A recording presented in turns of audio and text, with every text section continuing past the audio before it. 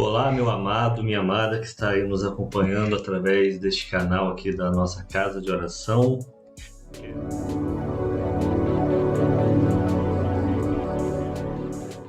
Quero, neste devocional, estar fazendo a leitura aqui com vocês de duas passagens. Uma em Mateus capítulo 10, verso 37, diz assim: Quem ama o pai ou a mãe mais do que a mim, não é digno de mim. E quem ama o filho ou a filha mais do que a mim, não é digno de mim. E quem não toma a sua cruz e não segue após mim, não é digno de mim. Quem achar a sua vida, perdê-la-á. E quem perder a sua vida por amor de mim, achá-la-á. E a outra passagem aqui também, nesse mesmo sentido, é Lucas capítulo 14, verso 26, que diz assim: Se alguém vier a mim e não aborrecer a seu pai e mãe, e mulher, e filhos, e irmãos e irmãs, e ainda também a sua própria vida, não pode ser meu discípulo. E qualquer que não levar a sua cruz e não vier após mim, não pode ser meu discípulo. Palavras aqui fortes do nosso Senhor Jesus.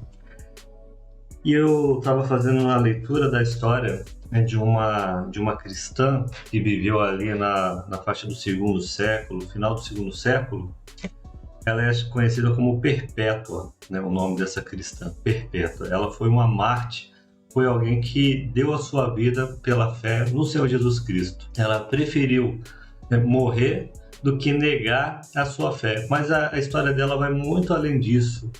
A gente vai ver que dentro da sua história como que ela realmente se entregou. Ela se entregou negando a si mesma e muito mais, negando até mesmo seu filho e o seu pai.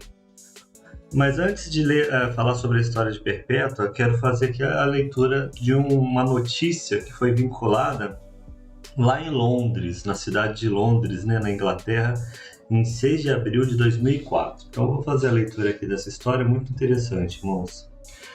Uma mulher no México deu à luz um menino saudável depois de fazer uma operação cesariana em si mesma com uma faca de cozinha. Segundo médicos relataram na terça-feira, a mulher não identificada de 40 anos, que vivia em uma área rural sem energia elétrica, água encanada ou esgoto e morava a 8 horas de carro do hospital mais próximo, realizou a operação quando não conseguiu ter o filho de forma natural. Anteriormente, ela havia perdido uma criança devido a complicações na hora do parto. A mulher bebeu 3 copos pequenos de uma bebida com alto teor alcoólico e usando uma faca de cozinha. Precisou de 3 tentativas para conseguir rasgar o abdômen e dar à luz um menino, que imediatamente respirou e chorou. Disse o doutor Vale, do Hospital Dr. Manuel Velasco Soares, em São Paulo, no México. Vale contou o caso em um artigo no periódico científico. Antes de perder a consciência, a mulher disse a um de seus filhos que buscasse a ajuda de uma enfermeira local. Depois de a enfermeira ter dado pontos no corte com uma agulha de costura e linha de algodão, a mãe e a criança foram transferidas e tratadas pelo Dr. Vale e seus colegas no hospital mais próximo. Irmãos, observe esse amor, o amor dessa mãe com seu filho. Ela já tinha passado por um trauma, de não conseguir ter dado à luz ao seu filho anterior, de ter perdido seu filho, e aqui ela toma essa atitude de cortar a si mesma, o seu abdômen com uma faca de cozinha. Então ela mesma faz o corte para poder dar à luz aquele filho. Então é algo que talvez nós homens não vamos entender, esse amor de mãe pelo filho. Afinal, ela carregou ali, no seu corpo, ali no seu ventre, durante 9 meses, este filho. E ali naquele momento desesperador de tentar salvar a vida do seu filho, ela mesma se corta. E isso mostra como que é o amor de uma mãe para o filho. E isso, irmãos, torna a história dessa cristã perpétua muito mais notável. Observe que Perpétua, vou ler aqui para vocês, né? Perpétua era uma moça de origem aristocrática, né? Nascida na nobre família dos Víbios, ou seja, ela pertencia a uma família nobre. Era recém-casada com um filho ainda não desmamado, quando aos 21 anos de idade foi encarcerada em uma masmorra romana por ser cristã. Ali ela revelou que nem mesmo o amor de mãe pelo filho pode ter prioridade sobre o amor por Cristo. Observe o ato dessa mulher. Ela não colocou o amor, né, de mãe pelo filho como prioridade sobre o amor que ela tinha por Cristo. O amor que ela tinha por Cristo veio em primeiro lugar. E ela não negou a sua fé em Cristo, mas ela preferiu, né, ser encarcerada, perder o contato com seu filho, do que negar a sua fé no Senhor Jesus. Então, continuando aqui a leitura, renunciando à família e até mesmo ao bebê, Perpétua caminhou para a morte como uma heróica mártir. Sua narrativa de sacrifício e paixão no ano 203 d.C. tem inspirado incontáveis gerações de crentes.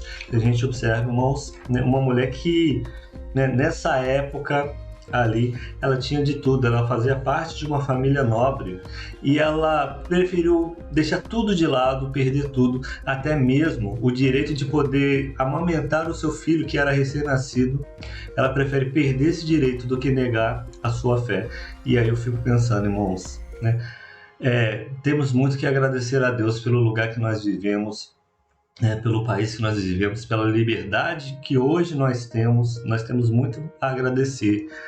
Mas aí fica, né? Fica aí este exemplo, um exemplo dessa mulher, né, dessa Marte, da sua grande fé, da sua devoção ao Senhor Jesus Cristo.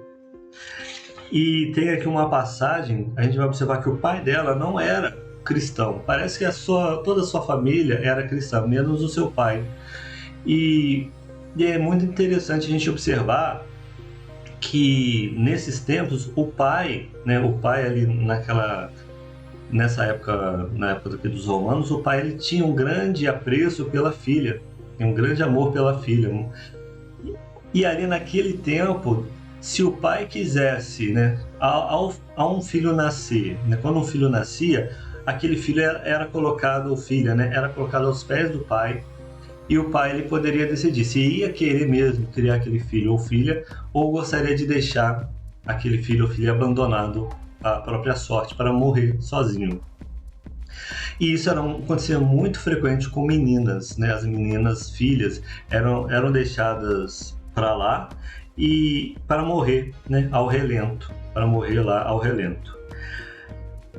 E é interessante que quando uma filha era recebida, ao invés de ser abandonada, o que se esperava era a total devoção ao pai. E eu creio que havia ali sim um grande amor, um grande apreço. Os dois realmente deviam ter um grande carinho pelo outro. Observe esse relato escrito pela própria Perpétua, com relação ao seu pai. Veja. Aqui é o pai de Perpétua falando, né, com a própria Perpétua, o pai dela. Minha filha, tem compaixão de meu cabelo grisalho. Tem piedade de teu pai, se é que mereço ser chamado de pai por ti. Se com essas mãos te criei até a flor da idade, se te preferi a todos os teus irmãos, não me entregues ao escárnio dos homens. Tem consideração por teus irmãos, tua mãe e tua tia. Tem consideração por teu filho, que não conseguirá viver sem ti. Põe tua coragem de lado e não leves todos nós à destruição, pois nenhum de nós falará com liberdade se sofrerdes alguma coisa.